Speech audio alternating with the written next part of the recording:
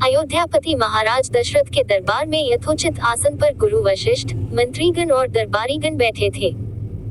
अयोध्या नरेश ने गुरु वशिष्ठ से कहा, हे गुरुदेव, जीवन तो क्षणभंगुर है और मैं वृद्धावस्था की ओर अग्रसर होते जा रहा हूँ।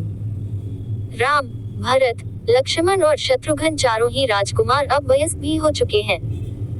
मेरी इच्छा है कि इस शरीर को त्यागने के पहले राजकुमारों का विवाह देख लूं। अतः आपसे निवेदन है कि इन राजकुमारों के लिए योग्य कन्याओं की खोज करवाएं। महाराज दशरथ की बात पूरी होते ही द्वारपाल ने ऋषि विश्वामित्र के आगमन की सूचना दी। स्वयं राजा दशरथ ने द्वार तक जाकर विश्वामित्र की अभ्यर्थना की और आदर पूर्वक उन्हें दरबार के अंदर ले आए तथा गुरु वशिष्ठ के पास ही आसन देकर उनका यथोचित सत्कार किया।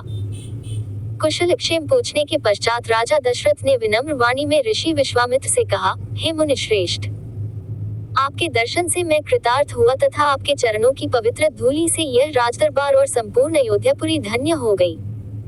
आप कृपा करके आप अपने आने का प्रयोजन बताइए। किसी भी प्रकार की आपकी सेवा करके मैं स्वयं को अत्यंत भाग्यशाली समझूंगा। राजा के विनयपूर्ण वचनों को सुनकर मुनि विश्वामित्र बोले, हे राजन, आपने अपने कुल की मर्यादा के अनुरूप ही वचन कहे हैं। इक्ष्वाकु वंश के राजाओं की श्रद्धा भक्ति गो, ब्राह्मण और ऋषि मुनियों के प्रति सदैव ही रही है। मैं आपके पास एक विशेष प्रयोजन से आया हूँ, समझिए कि कुछ मांगने के लिए आया हूँ। यदि आप मुझे वांछित वस्तु देने का वचन दे तो मैं अपनी मांग आपके सामने प्रस्तुत करूँ। आपके वचन न देने की दशा में मैं बिना कुछ मांगे ही वापस लौट जाऊंगा। महाराज दशरथ ने कहा, हे ब्रह्मर्षि, आप निःसंकोच अपनी मांग रखें। संपूर्ण विश्व जानता है कि रघुकुल के राजाओं का वचन ही उनकी प्रतिज्ञा होती है। आप मांग तो मैं अपना शीश काट कर भी आपके चरणों में रख सकता हूँ। उनके इन वचनों से आश्वस्त ऋषि विश्वामित्र बोले, राजन, मैं अपने आश्रम में एक यज्ञ कर रहा हूँ। इस यज्ञ के पूर्णाहुति के समय मारीच और सुबाहु नाम के 2 राक्षस आकर रक्त, मांस आदि अपवित्र वस्तुएं यज्ञ वेदी में फेंक देते हैं। इस प्रकार यज्ञ पूर्ण नहीं हो पाता।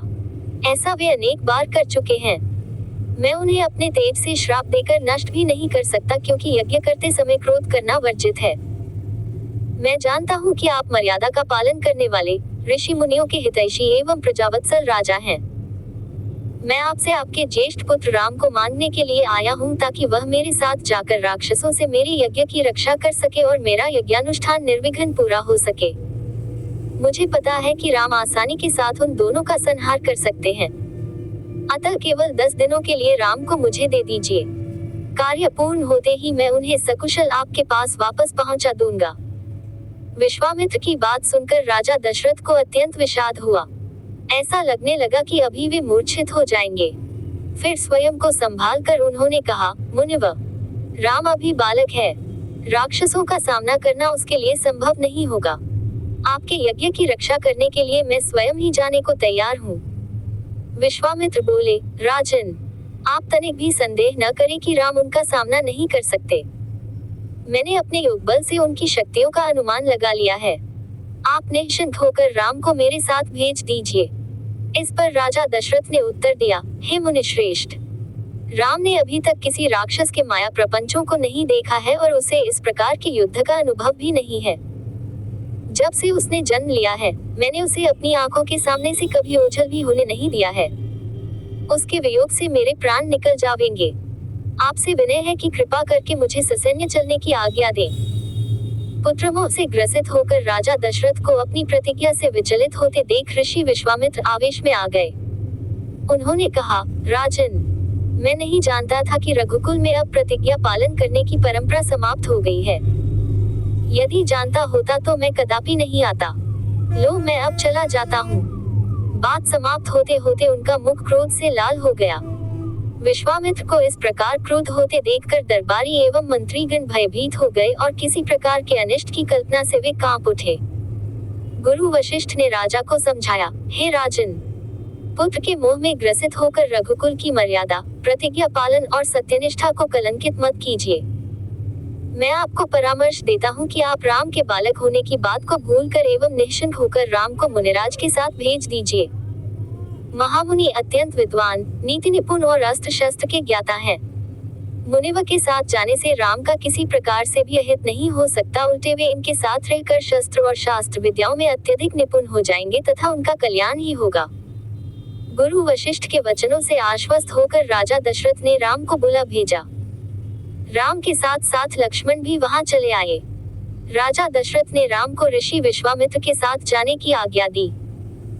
पिता की आज्ञा शिरोधार्य करके राम के मुनिव के साथ जाने के लिए तैयार हो जाने पर लक्ष्मण ने भी ऋषि विश्वामित्र से साथ चलने के लिए प्रार्थना की और अपने पिता से भी राम के साथ जाने के लिए अनुमति मांगी। अनुमति मिल जाने पर राम और लक्ष्मण सभी गुरुजनों से आशीर्वाद लेकर ऋषि विश्वामित्र के साथ चल पड़े। समस्त अयोध्या वासियों ने देख कि मंद गति से जाते हुए मुनिश्रेष्ठ विश्वामित्र के पीछे पीछे कंधों पर धनुष और तरकस में बाण रखे दोनों भाई राम और लक्ष्मण ऐसे लग रहे थे मानो ब्रह्मा जी के पीछे दोनों अश्विनी कुमार चले जा रहे हों। अद्भुत कांति से युक्त दोनों भाई गोह की त्वचा से बने दस्ताने पहने हुए थे। हाथों में धनुष और कटी में तीक्ष्ण धार वाली कृपाणें शोभायमान हो रही थी। ऐसा प्रतीत होता था मानो स्वयं शौर्य ही शरीर धारण करके चले जा रहे हों। लता विप्पों के मध्य से होते हुए 6 कोस लंबा मार्ग पार करके वे पवित्र सरयू नदी के तट पर पहुंचे। मुनि विश्वामित्र ने स्नेहयुक्त मधुर वाणी में कहा, हे वत्स, अब तुम लोग सरयू के पवित्र जल से आचमन स्नान आदि करके अपनी थकान दूर कर लो, फिर मैं तुम्हें प्रशिक्षण दूंगा। सर्वप्रथम मैं तुम्हें बला और अतिबला नामक विद्याएं सिखाऊंगा। इन विद्याओं के विषय में राम के द्वारा जिज्ञासा प्रकट करने पर ऋषि विश्वामित्र ने बताया, ये दोनों ही विद्याएं साधारण हैं। इन विद्याओं में पारंगत व्यक्तियों की गिनती संसार के श्रेष्ठ पुरुषों में होती है। विद्वानों ने इन्हें समस्त विद्याओं की जननी बताया है। इन विद्याओं को प्राप्त करके तुम भूख और प्यास पर विजय पा जाओगे। इन तेजों में विद्याओं की सृष्टि स्वयं ब्रह्मा जी ने की है। इन विद्याओं को पाने का अधिकारी समझकर मैं तुम्हें इन्हें प्रदान कर रहा हूँ। राम और लक्ष्मण के स्नानादि से निवृत्त होने के पश्चात विश्वामित्र जी ने उन्हें इन विद्याओं की दीक्षा दी। इन विद्याओं के प्राप्त हो जाने पर उनके मुखमंडल पर अद्भुत कांति आ गई। तीनों ने सरयू तट पर ही विश्राम किया। गुरु की सेवा करने के पश्चात दोनों भाई तृण शैयाओं पर सो गए।